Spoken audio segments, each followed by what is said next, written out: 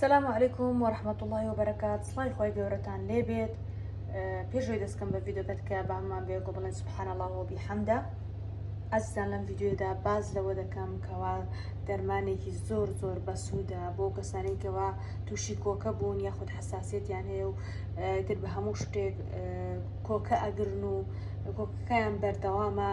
ئەتەوێت بە یەکجاری بنە بڕیکەی ئەوە ئەمە بەکاربێنە، ئەم چایە بەکاربێنە کە بەم شێوازە چاکە ئامادەکرێت کەوچکە شتێک لە بێ گوڵەبەی بوون گوڵەبەی بوونە و هەروە قاشێک لیمۆ کە دواتر لیمۆگە کەمێک لە ئاوەکەی دەرەکەین و پاشان ئیتر بە تێگوڵەکەوتیەکەین لەگەڵ کەوچکەچێ شتێک لە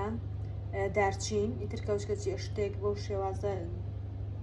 دارچینە بەڵام زۆر ورد نییە تۆ توانی وردەکەی بەکاربێنی لەگەڵ کەوچکەچێ شتێک لە جاترە و هەروە لەگەڵ هەنجیر ئەگەر هەنجیرەکە وشکیش بێ هەر ئەبێت ئەمانە هەر هەمووی تێکەڵاوەکەی لەگەڵ پەرداخێک یاخود دوو پەرداخ ئاوە و ئەیکیتە سەر ئاگر تا بە تەواوەتی هەمووی بێکەوە بکوڵێت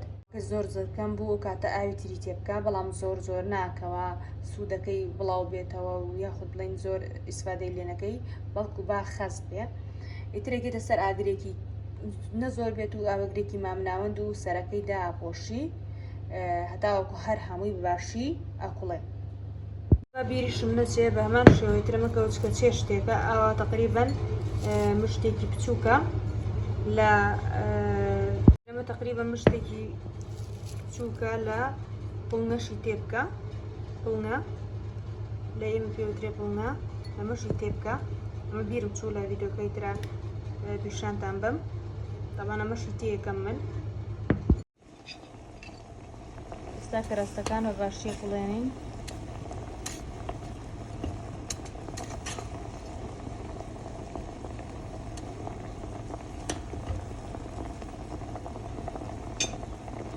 ئیتراوە تقریبا 5 دقەیەک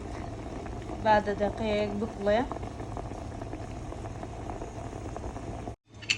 ئەسێتەوە حازر بووە ئەها کاتێک بزانیت ڕەنگی ئاوەکە گۆڕاوە ئەوە بمانایەوە هێت کەوا ئێستا ئەتوانی بەکاری بێنی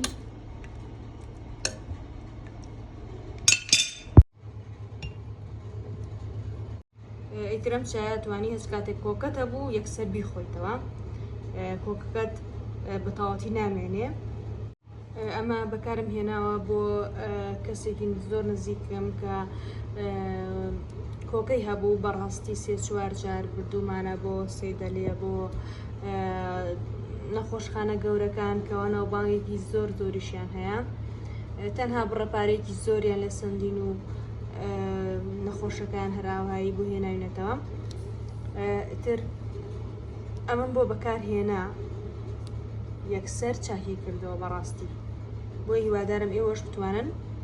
بەکاری بهێنن و ئیتر لە دوعای خێر بێ بەشمان مەکەن و ئینشەڵڵا بێتەمایی شیفا بۆ هەمووتان